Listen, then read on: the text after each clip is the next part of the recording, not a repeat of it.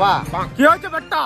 বাবা 2025 সালটা তো শেষ হয়ে গেল, সারা বছরটা ঘাস ছিল, 1 টাকাও কামাতে পারি নাই। তোর জন্য আমি কি করতে পারি বেটা?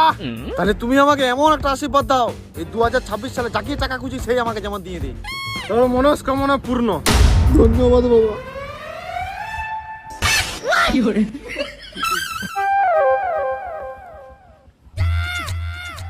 এতে না, এতে না, এতে না, এতে না, এতে না, এতে না, এতে না।